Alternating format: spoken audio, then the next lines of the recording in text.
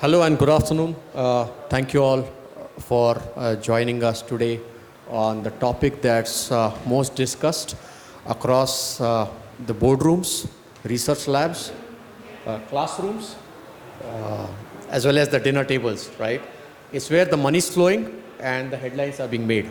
But the fact is, AI has already been around with us quietly in our daily lives, be it in terms of weather forecast, Google Maps, guessing your mood by end of the day at Spotify, what to eat or what to buy, right?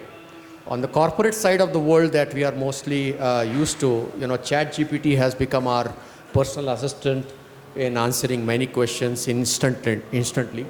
Maybe it's also helping a lot of you crack those interviews. And at this rate, I believe, AI may not be too far from taking credit for its promotions, right? So before we delve deeper into the AI discussion today, AI means different things to different people depending on the stage they are in, right? Some of them may be at the pilot stage, some may be at the evolutionary or stage, and some at the execution. So before we start our panel discussion, I'd like to have a quick pulse within the room on how familiar are we with AI. All those who are still at an exploratory stage can raise their hands, just trying to understand what AI is. Wow, everybody. Oh, there's one. Excellent, two. Okay. So I'm assuming the rest fall under category of pilot and execution.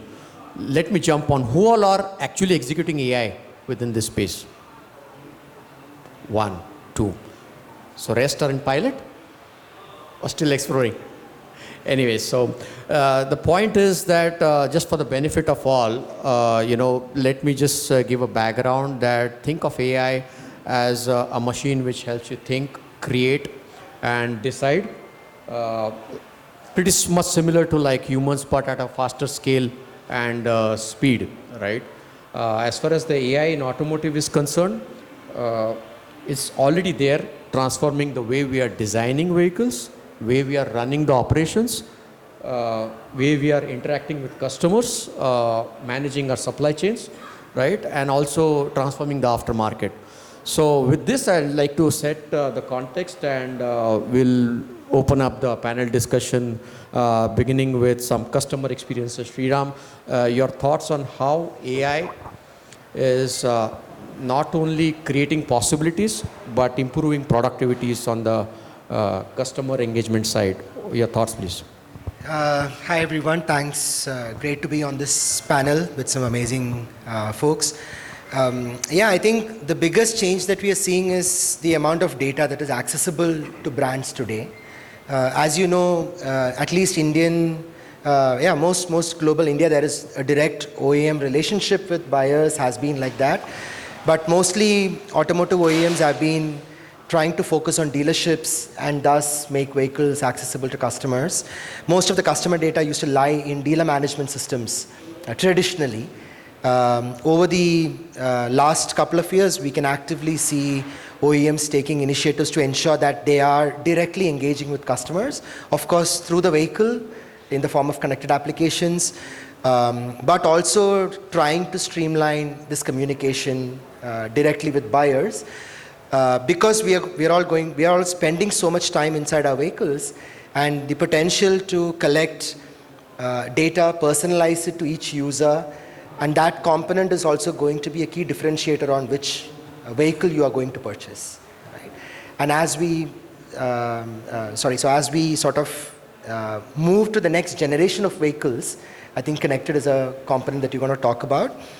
I think it will not only remain on a bot that is on the website or on an application, but it will be like another personal assistant, which will of course know a lot more about you in terms of where you're going, what kind of behavior you have, what time do you have your coffee, if you're stopping by a coffee shop, right? So there are the paradigm sort of shifts and changes. And in developed markets, it's also about probably transforming into an entertainment device, because you're probably not going to drive, so what is going to be the in-vehicle experience like? So I think that's how the industry is going to look at it. Thanks. You touched upon personalization. I'm going to come back to it a bit later. But even before we get there, I'd like you to explain a little more on how are you actually transforming the customer experiences, and what's the role of AI within that? Right. See, at scale today, we still look at it from enabling conversations between buyers and brands. So if you want to buy a vehicle, what is the communication you're having with a brand? How do you make it, for a lack of a better word, ChatGPT-like in terms of an experience? But unlike ChatGPT, we work with large OEMs, so they have a certain responsibility in terms of how information is shared to you with certain level of accuracy. When you share information back to the OEM or to the brand, how do they manage that data? Because today we seem to trust ChatGPT and tools like that a lot more than we should ideally, and share a lot more personal information. And sign up to the terms and conditions. But as a brand, there is also a certain level of responsibility they have. So we help, on one side, we enable brands to provide seamless experiences for people to buy, own, and service their vehicles through the entire life cycle, thus providing higher revenue outcomes for brands. But behind the hood, we also allow brands to responsibly use this data. And also have ownership and help them build long-term intelligence rather than just using a pipeline to some of these models, right? So these are the two parts. From brand perspective, I understand. From customer perspective, what is the value add how has it transformed the customer's loyalty towards a brand? Any thoughts on that before we move on? Very, very briefly, the buying experience has completely changed. Earlier, we used to go walk into 5 dealerships, look at vehicles, have a conversation with the salesperson and buy the car. Today, you are on a utility was Google, now probably is going to be GPT or Perplexity, where you're asking for this information, or on the brand's website. How can you, irrespective of what channel they're looking at, how can we enable customers to discover this information in a personalized manner? So we have a patent on real-time personalization. That's where AI is coming in. That's why AI is coming in. Apart from the conversational tech, which is now more commoditized. The rest all is the digitalization story that's already been around. Correct. Right? How do you make it individualistic to you?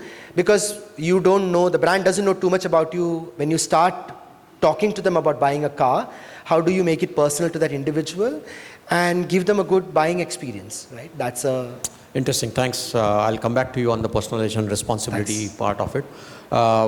Maybe Gajanan, your thoughts coming from a global OEM, and how has the adoption been with respect to, from the OEM perspective, maybe from supply chain perspective? And what has your experience been, whether that one size fits all? What worked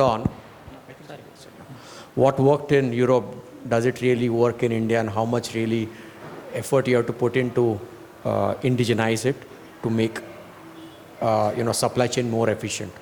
Yeah, and thank you for the question.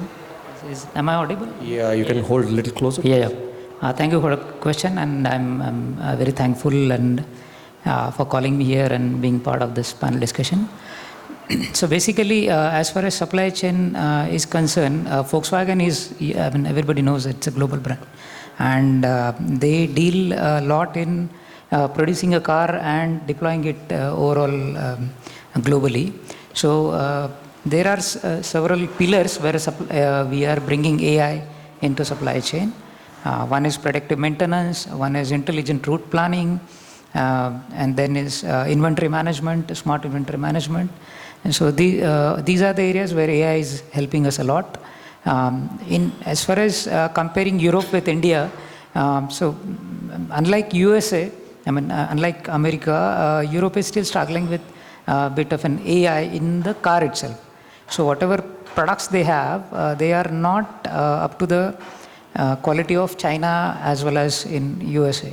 So in India, we apart from regulatory lockups we have, so the vehicles which are coming in here, we have to customize it to suit to the Indian regulations. So there is not that much AI in India per se. In Europe, you have well-defined roads, well-defined signal. Everybody on the road is following the rules. So it is much easier to deploy certain AI models there. talking from the perspective of autonomous vehicle and other, so on and so forth. India is like, we look more on the affordability side of it. So there is a term called affordable ADAS. So again, we are struggling with how we can reduce the cost as far as deploying AI in India as concerns. I hope both the guys will understand, like, the cost is one of the major driving factor when it comes to India. So cost to ROI, just Yes, expanding yes. on that thought, Yes. right? Your value proposition in Europe may be far different than it is in India, like you yourself Absolutely, said, yes. right? So, but having said that, this is a growing market. There is an opportunity. There is a tech-savvy, learned crowd here. Yes. And also at some point price sensitive. Fortunately for your sector, it is a little above average. So what is your experience on how many of those customers are really asking for these features? Is the push or the pull? So it's actually a push, push from the customer side. So if you compare the companies, like German companies, which traditionally been selling the cars at a little bit higher price, because safety has been the front runner when we are comparing German cars with Indian cars.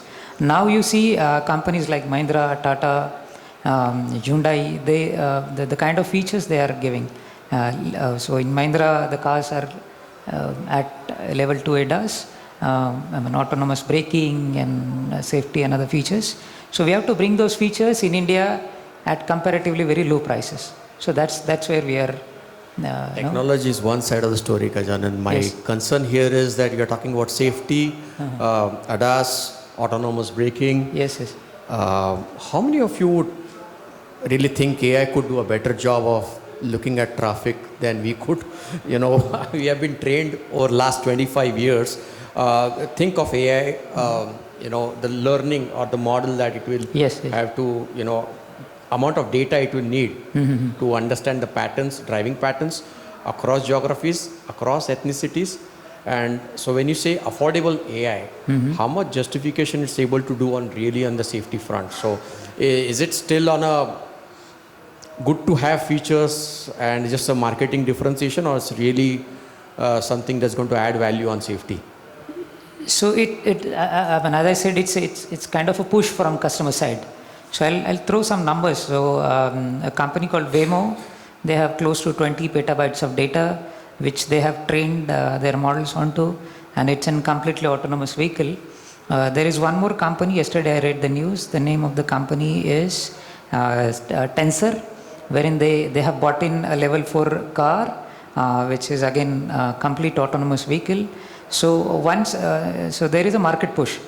Okay, and as far as intelligent signaling is concerned, so there is one more aspect when vehicle is talking to the infrastructure. So as far as smart signaling is concerned, Indian government is doing a lot of investments through academia, wherein what I know is IIIT Hyderabad, they have done a lot of investment where they will be deploying smart signaling, wherein based on number of vehicles lined up, your signal will go on and off. Also, government is working on models very similar to China, wherein in your GPS you will come to know how many seconds are there for the signal. Yeah. So when vehicle is talking to infrastructure, it's a different paradigm. You have to, because infrastructure is in control of the government, you have to bring those people onto the table. So that's on the pilot stage, you said? Yes, it's extremely at the pilot stages. Because then it's an ecosystem enablement, right? yes, you yes. cannot just have a car without talking to the signals, yes. without an ADAS. Yeah. So I'll come back to you. I have some follow-up questions. Yes. Gautam, your thoughts. For you, it may be a natural progression to adopt AI, considering the fact that most of it's connected. You need to map, track battery, charging infrastructure. So as a non-legacy OEM, directly jumping into an EV space, what is your experience with respect to technology, AI, adoption rates, and the challenges also from EV perspective? So thanks, Jinal, for this question, and thank you all for inviting me to this forum. So I am a user of AI, although not as probably the best of the minds sitting with me over here, an user of AI and a proposer of AI.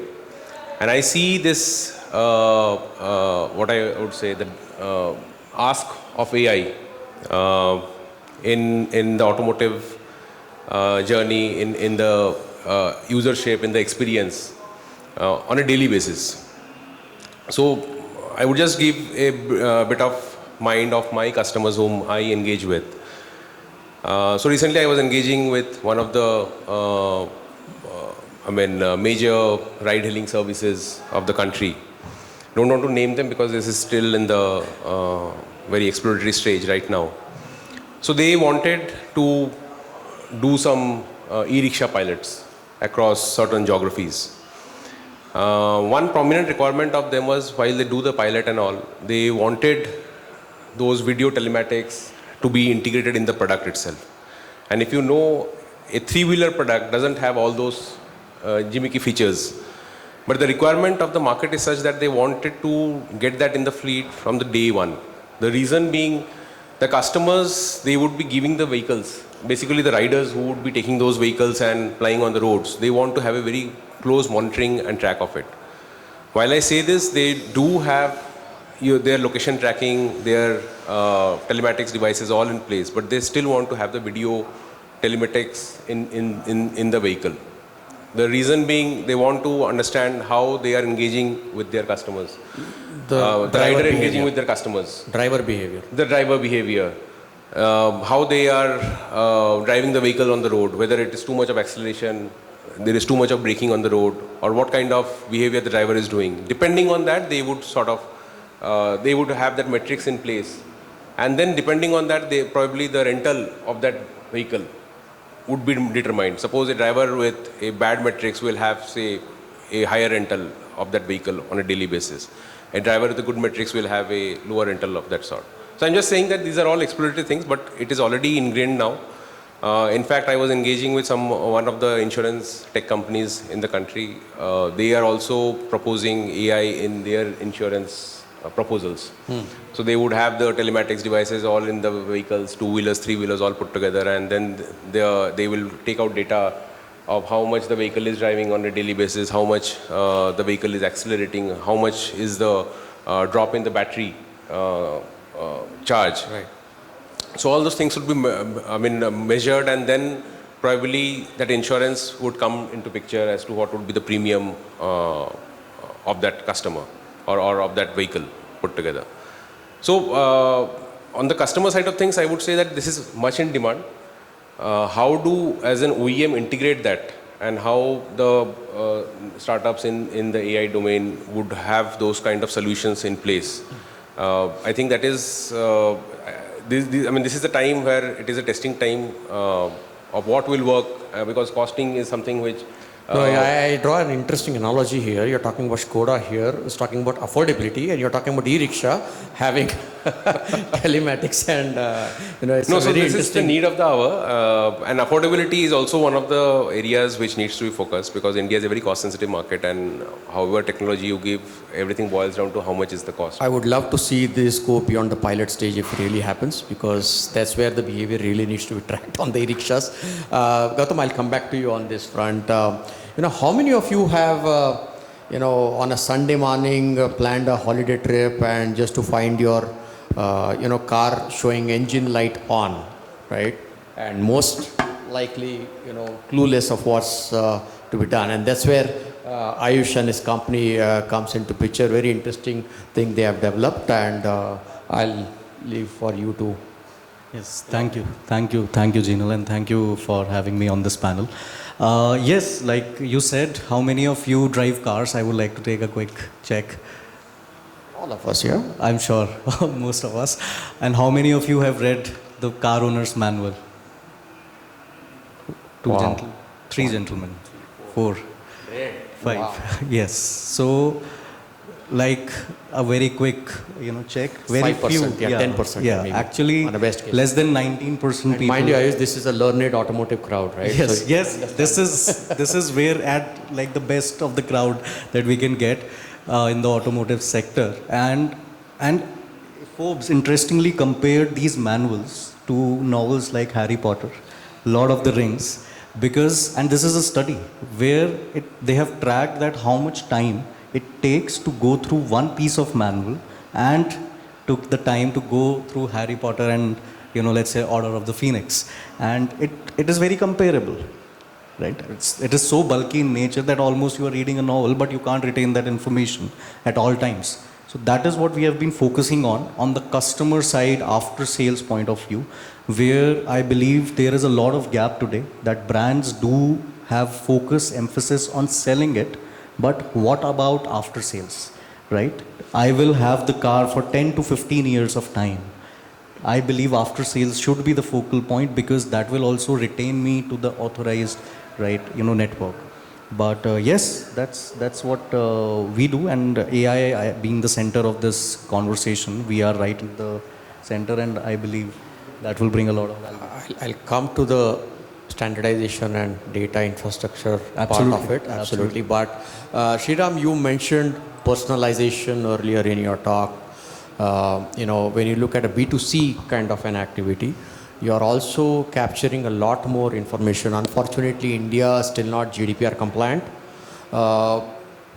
So there is a very thin line. At some point, you are pushing such products which are capturing the smallest and slightest of behavior of consumer and making a business use case out of it, right?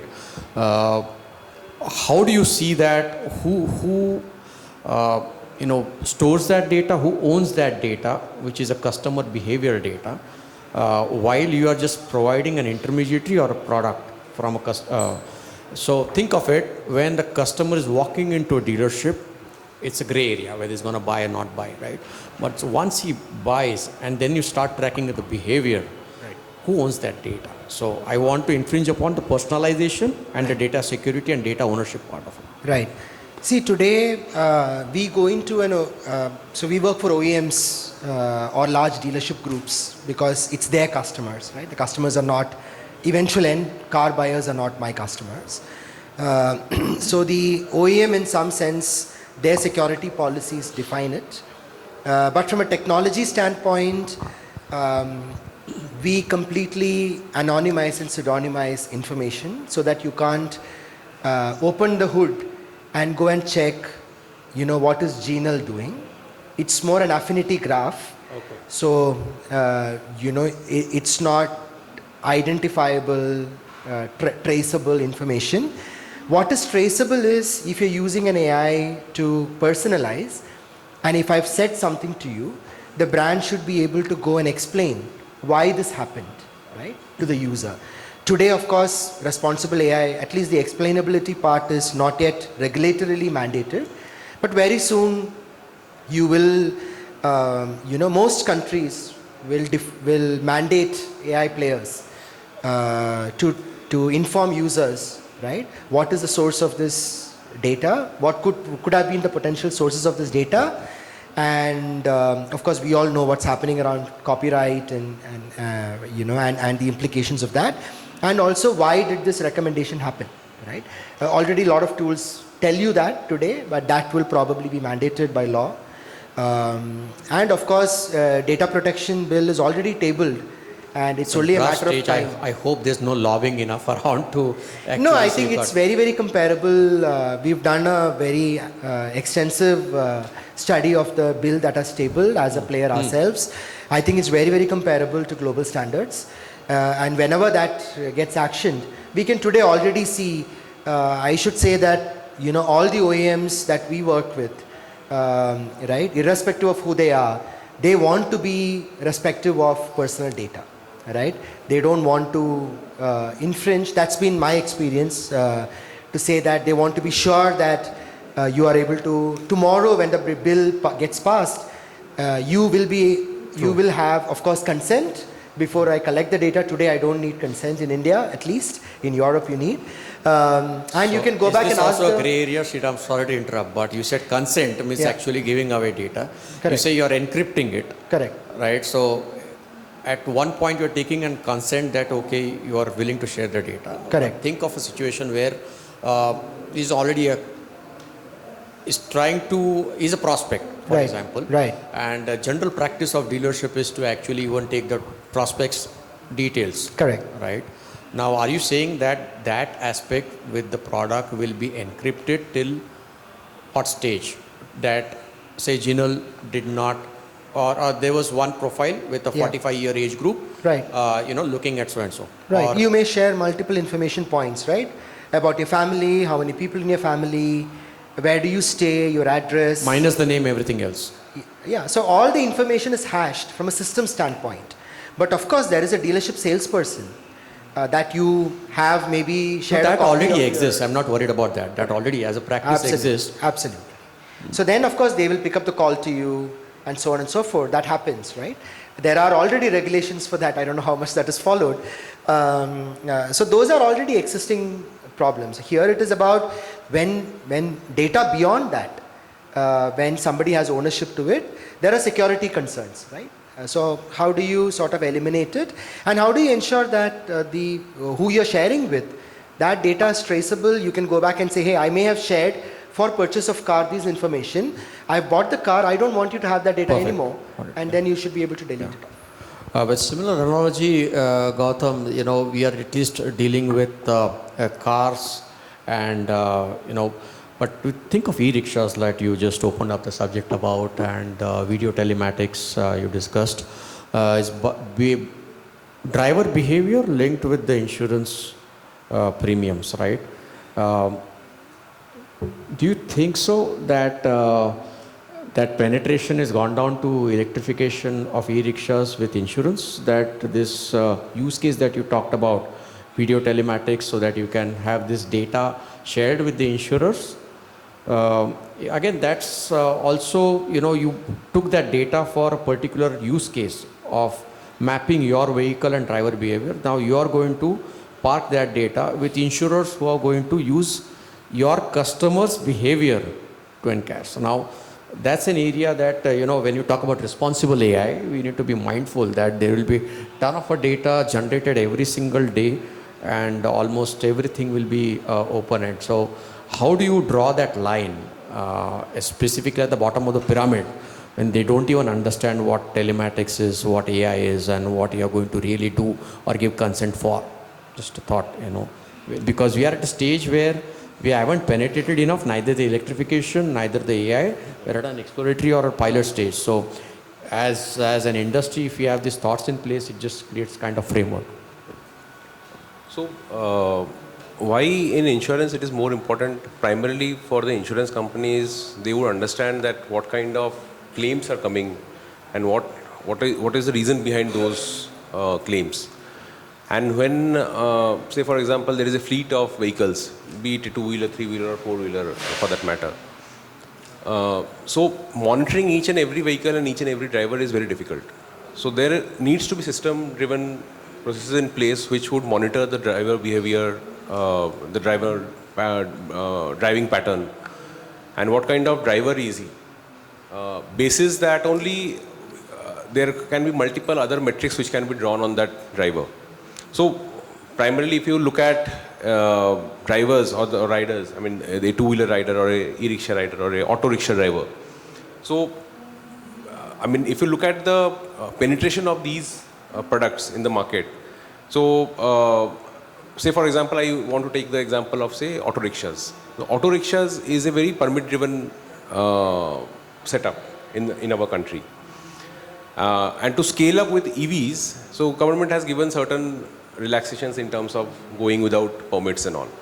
But while we reach to that customer, so many are not very willing to adopt to EVs, even still.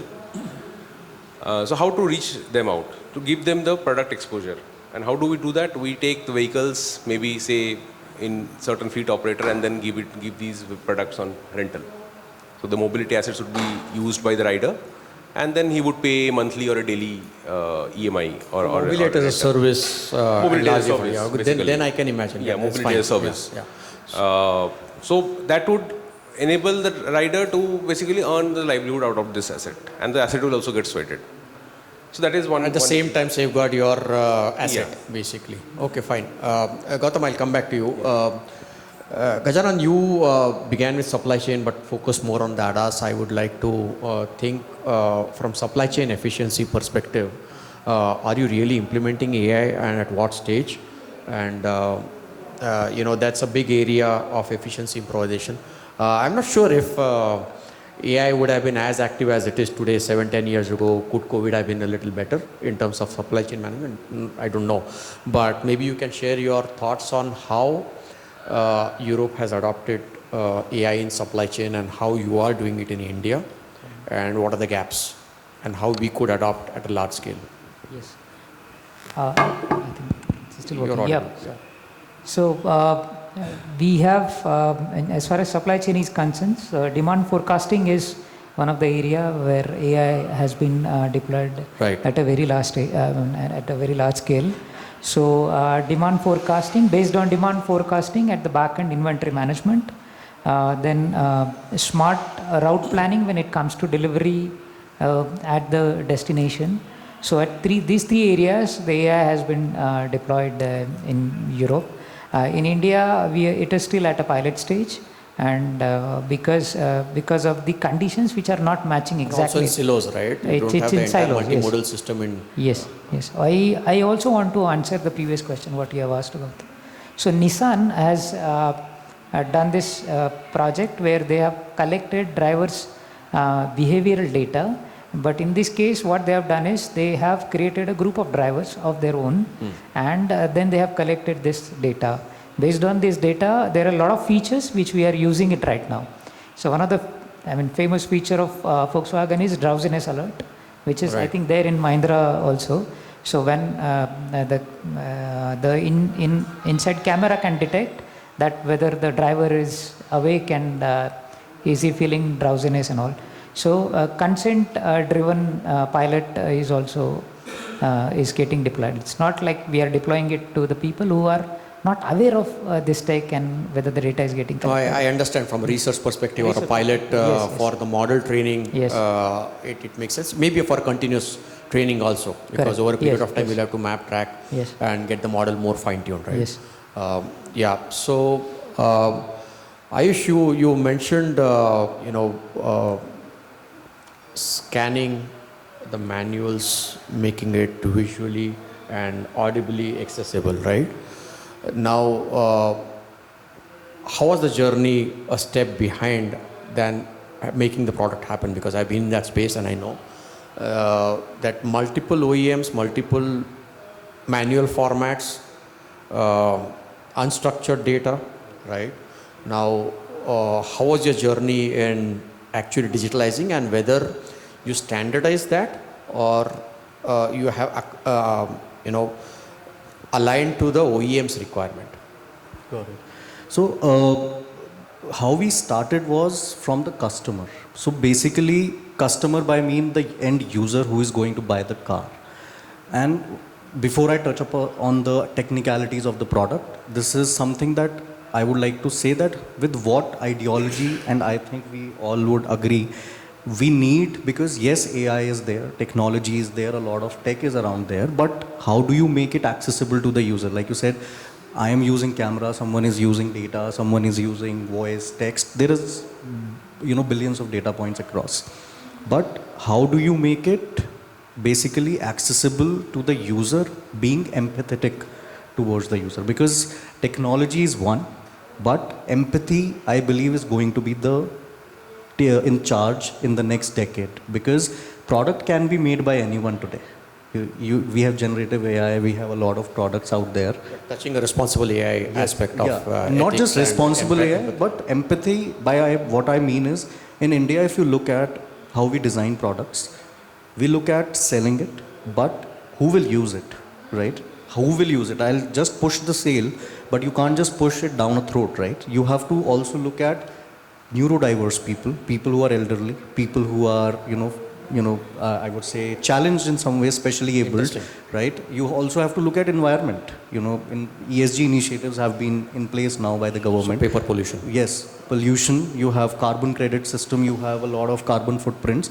So one also has to look at not just from the tech perspective, and now also coming to your point of what you asked about the personalization and data security, I believe a car today is like a data center, and car has airbags for our safety. A data center should have privacy at a certain level that it's not intrusion, right? Yes, personalization will make a lot of impact, but intrusion will create creepiness, right? Like camera can be planted in the car for driver safety, for drowsiness or whatever parameters can be judged, but what are you doing else with that video is something that will be in question. So with that, how my journey was basically from the user's perspective. We looked at what does a user want. A user wants access to the what car I own. I want full value of that car. I want to know all the features. How do I do it? What sort of data is available? OEMs already give this data in sort of manuals. Yes, that manual has to be processed in some manner. So today we have a platform which templatizes all the manuals into one format, and then AI gets trained over that data. So it's a centralized content management system where you have video streaming platforms like YouTube, you have online communities, you have Reddit channels, not just manuals, across the ecosystem, all the data gets plugged in. Okay. And that gets trained, vetted by the OEM, and then it goes to the customer. And also there are guardrails. A customer can ask competitors information. People can be, I would say notorious with when you give them power to ask anything.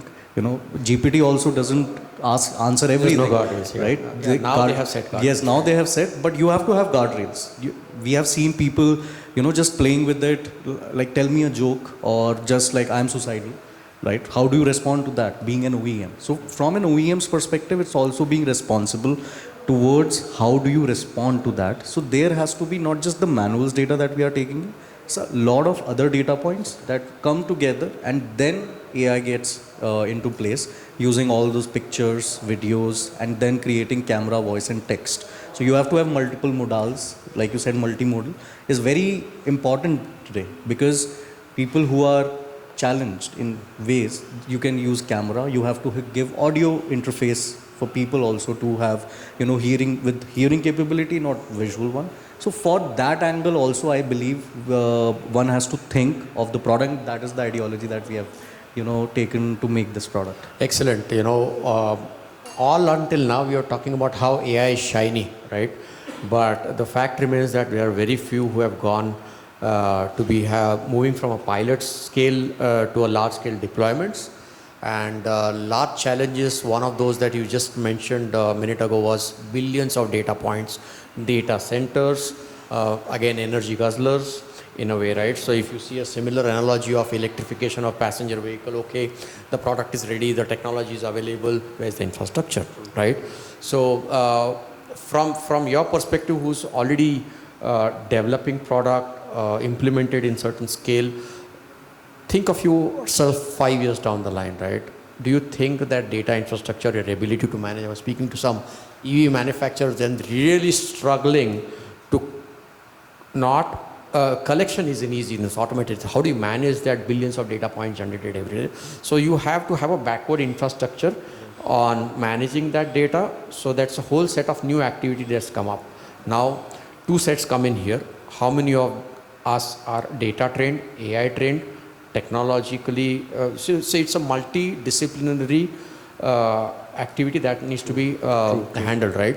So I am very convinced that AI is here to stay, like EV is, but my concern again revolves around how ready are we in terms of infrastructure, in terms of regulations, policies, skill sets. So before we open up for questions, I'd like to have one quick thought. What is your biggest challenge to scale up? And that should be the takeaway for the audience and anybody who's listening around. Right. So biggest challenge, I'll go in the direction like you said, is with all that data and all that infrastructure which is missing, and also it can be in the development stage, it can be at the pilot stage. I believe the key to, because India is now becoming a center of global, production, innovation, that we are now making it for the world, not just for ourselves. For that, I believe it has to not, and skill set that you mentioned, it has to be that okay, we have an AI engineer, we have a supply chain specialist, we have a production specialist. There are different core domains that typical OEM works with. But how do you create a bridge? How do you create that cohesion along the multidisciplinary, I would say teams, to create that one, I would say a very subsection of a team which can, is an all-rounder in terms of which has all the domains, all the knowledge in one place, and then it has to be built, because not in silos you cannot build it, because then only one part is taken care of and that will have consequences on other part, and then it's just a chain reaction. So I believe going forward, that is going to be the biggest challenge a company will face, any company, that with the advent of AI, how do you create experts but yet bridge the gap between the hardware and the software DNA, as we call it? Yeah, it's a different skill set that we need to see, and we wouldn't have imagined ourselves 15 years ago even talking about AI, right? So, Gajanan, your thoughts on... So, I was reading a survey yesterday. So close to 94% of the automotive companies are failing to hire the right people in AI. So I think talent pool is one of the key factors when it comes to hiring, particularly for AI development. Failing as in availability or lack of AI qualified... Exactly, lack of AI qualified engineers, and Framework is also missing. yeah, framework is also missing. But like now they are revamping everything based on the internal resources they are having. But hiring a new guy, close to 94%, that's a big number, of automotive companies are failing to hire the right talent at the right position. That will speak a lot when we talk about pilot to scale up phase, right? Because pilot is an easier bit to do. Gautam, any thoughts that you have on scalability of AI? Yeah, so while we discuss all these things, these are all in theory and paper. The context which I am referring to. Scalability, again, I think it has to happen. It may not happen overnight. But in terms of scalability, I would say that this is the need of the hour, because while the assets run on the roads, you need to monitor what kind of behavior either the driver is having with the asset, or what kind of problems the asset will have. We have actually missed upon the usage of AI in terms of your predictive maintenance and all, so which comes in a fleet of vehicles. So I think while it gets integrated across various different value chains, right from your supply side of things to the customer experience to your after sales service. In terms of the, I would say the companies are currently gearing up, the OEMs are gearing up in terms of having their own data centers, in terms of having their own manpower in place, I would say. But there is no going back. When I mention of the scalability part, while it is difficult to achieve with the current context, because implementation in a few vehicles is fine, but whether it gets accepted across, because nobody wants to get monitored every minute of the day when they are with the vehicle or with the asset. So it again boils down to how adaptability, what kind of adoption we see, and according to that only the scalability will come into place. Adoption, scalability, even the similar challenge that we have in battery standardization on similar terms. You cannot have 10 telematics solution providers, you cannot have 10 AI. Yeah, so the API integration also needs to be built in place. The ecosystem is not yet developed currently. One company's API doesn't get integrated to the other company's API. So the entire thing fails basically. Your final thoughts, Sriram, before we open up the floor for some questions? Yeah, I think I'd probably be looking at from either perspective, either as a customer whose data is being shared and used, or as a brand who is collecting data.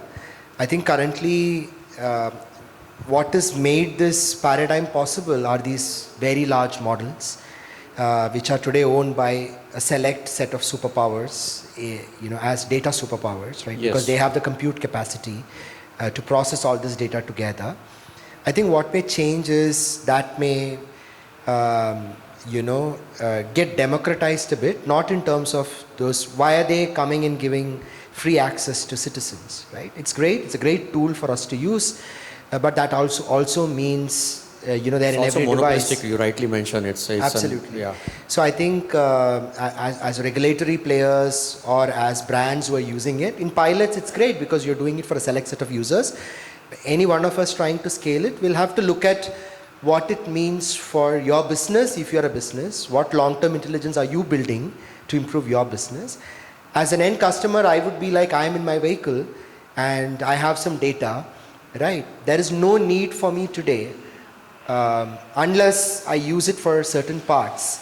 If there is a model that is good enough to come and get deployed in my car, in my vehicle, there would be a paradigm where the customer would decide what's happening with their data and put a cost to it if that's going to be shared.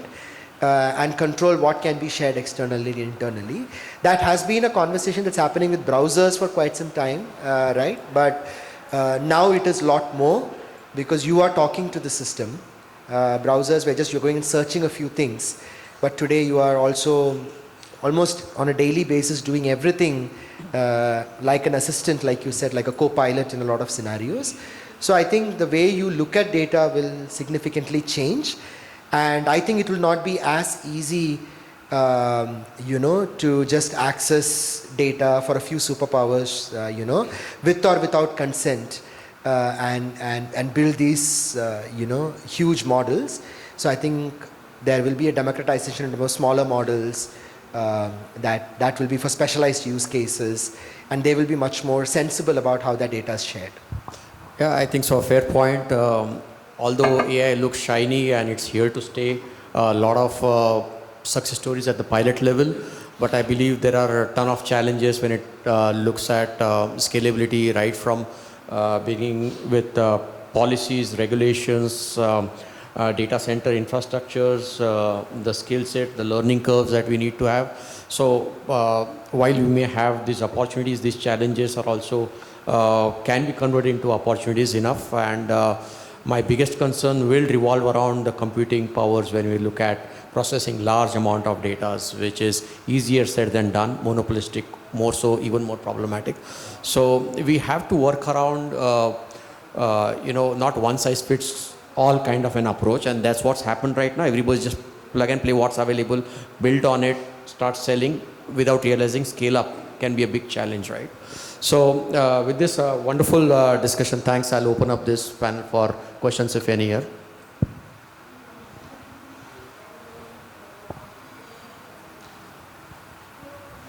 Wow, everyone's executing. Super. So thank you very much, everyone, for listening to us. Have a good day. Thanks. Thank you. Thank you. Thank you.